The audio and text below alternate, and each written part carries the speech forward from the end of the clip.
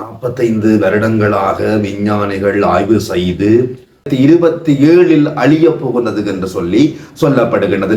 வணக்கம். மீண்டும் ஒரு காணொளியூடாக உங்களை சந்திக்கின்றோம். இந்த உலகம் இறைவனால படைக்கப்பட்டது என்று கூறப்பட்டது. இந்த உலகம் அழிவடைய போகின்றது என்று சொல்லி 45 வருடங்களாக விஞ்ஞானிகள் ஆய்வினை மேற்கொண்டு வருகின்றார்கள். இவ்வாறு வருகின்ற பொழுது இந்த உலகத்தினுடைய அழிவு 2050 2060 நாட்களில் தான் அமைய போகின்றது என்று சொன்னவர்கள். ஆனால் அந்த உலகத்தினுடைய அழிவு இன்று நெருங்கி கொண்டு வருகின்றது. என்னவென்றால் 2027 ஆண்டில் இந்த உலகம் அழியும் என்று சொல்லி விஞ்ஞானிகள் பல கருத்துக்களை முன்வைத்து சென்றிருக்கின்றார்கள். இதோட அடிப்படையில் பார்த்தீங்கன்னா பல்வேறுபட்ட ஜோதிடர்கள் கூட இது சம்பந்தமான விடயங்களை சொல்லி வருகின்றார்கள். அப்ப இந்த உலகம் எப்படி அழிய போகின்றது என்று பார்க்கின்ற பொழுது இந்த உலகமானது இயற்கை அழிவு ஊடாகத்தான் அழிய போகின்றது. அதாவது கடல் மட்டத்தினுடைய அது உயரம் அதிகரிக்கின்ற பொழுது இந்த உலகம் அழியக்கூடும் என்று சொல்லப்படுகிற எரிமலை வெடிப்புகள் என்று சொல்லப்படுகின்ற விடயங்கள், பயோவார் என்று சொல்லப்படுகின்ற விடயங்கள் போன்றவற்றினூடாகத்தான் இந்த உலகம் அழிவடையும் என்று சொல்லி கூறுகின்றார்கள். அப்ப இந்த அழிவடைகின்ற இந்த உலகம் 2050 60 நாட்கள்லாம் இந்த உலகம் அழியும் சொல்லப்பட்டது. ஆனால் 2027 ஆண்டே இந்த உலகம் அழியக்கூடிய தன்மை காணப்படுகின்றது என்று சொல்லி விஞ்ஞானிகள் கருத்துரைத்து வருகின்றார்கள்.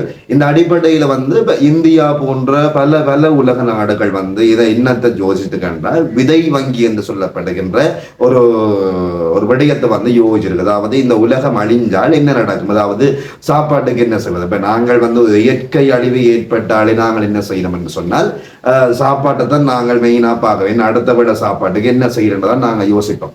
இதை யோசிச்சுதான் இந்த உலக நாடுகள் அனைத்துமே என்ன செய்யிருக்கு சொன்னால் இந்த விதை வங்கி என்று சொல்லப்படுகின்ற விடயத்தை முன்வைத்திருக்கின்றது. விதை வங்கி எங்க வைக்கிறது, அதாவது எங்க வச்சாலும் இந்த உலகம் அழியக்கூடிய தன்மை தான் காணப்படுகின்றது. அப்ப இந்த விதை வங்கி எங்க வைக்கிறது என்று சொல்லுகின்ற பொழுது எங்கேனால் ஆர்டிக் அந்தார்டிகா போன்ற இடங்கள்ல இதனுடைய விதை வங்கி நாங்கள் அங்க வைக்கலாம் என்று சொல்லப்படுகின்றது. அப்ப எங்களுக்கு தெரியும் ஆர்டிக் அந்தார்டிகா பிரதேசங்கள் குளிர் பிரதேசங்கள், பனிக்கட்டிகள் நிறைந்த பிரதேசங்கள் என்று சொல்றாங்க.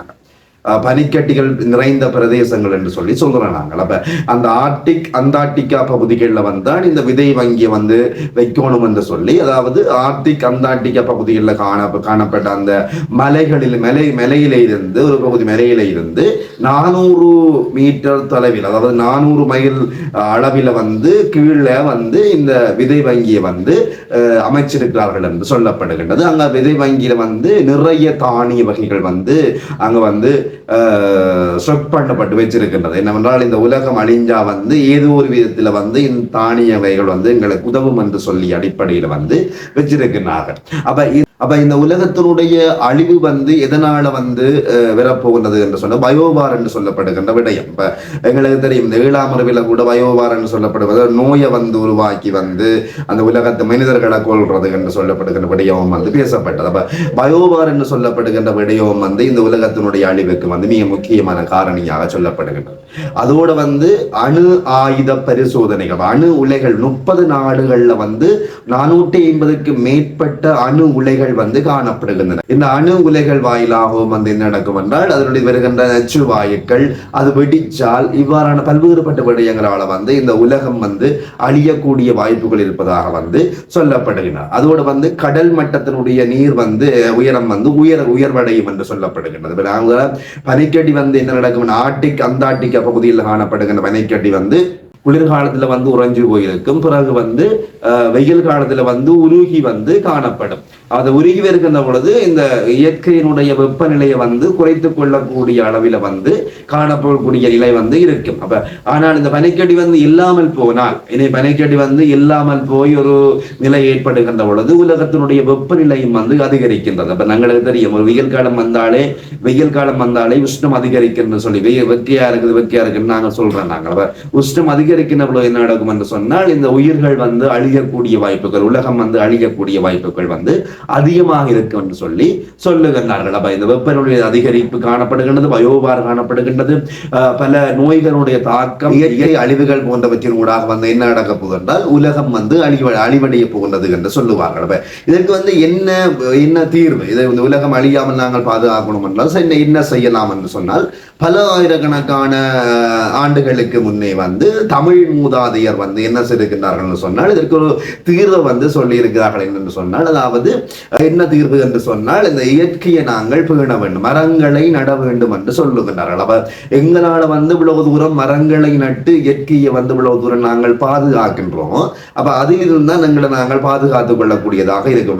எங்களுக்கு வந்து ஒரு இயற்கை வந்து எங்களுக்கு 24 கொடுக்கப்பட்ட வரம் என்று நாங்கள் சொல்றோம். நாங்கள் அப்ப இயற்கையை வந்து அழிவடையாமல் வந்து இயற்கையோடு இணைந்து ஒரு வாழ்க்கையை நாங்கள் முன்னெடுக்க வேண்டும். அப்ப மரங்களை வந்து நிறைய மரங்களை வந்து நாங்கள் நட வேண்டும். எங்களுக்கு தெரியும், அமெரிக்கா கூட ஒரு பெண்மணிக்கு வந்து ஒரு நோபல் பரிசு ஒன்று வழங்கப்பட்டது. என்னத்துக்காக வழங்கப்பட்டது என்று சொன்னால், அவ வந்து பல கோடி மரங்களை வந்து நட்டிருக்கிறார். பல கோடி மரங்களை வந்து நட்டபடியினால வந்து அவருக்கு நோபல் பரிசு கூட வழங்கப்பட்டிருக்கின்றது. அப்ப எங்களுக்கு தெரியும், இந்த இயற்கையோடு இணைந்த நாங்கள் வாழ வேணும், இந்த உலகத்தை வந்து பாதுகாக்கணும் என்று சொன்னால் நாங்கள் இயற்கையை நேசிக்க வேணும். அப்ப கிரீன் பெல்ட் என்று சொல்லப்படுகின்ற படிக்கத்தை தான் நீங்க முன்பு நம்மாழ்வார் மற்றது எங்களுடைய அப்துல் கலாம் போன்றவர்கள் வந்து கிரீன் பெல்ட் என்று சொல்லப்படுகின்ற விடயத்தை தான் முன்வைத்திருக்கிறார்கள். இந்த உலகத்தை பாதுகாக்கணும் என்று சொன்னால், அதாவது கிரீன் பெல்ட் என்று சொன்னால் இயற்கையை நாங்கள் பேண வேண்டும், மரங்களை நிறைய நட வேணும் என்று சொல்லி சொல்லுகிறார்கள்.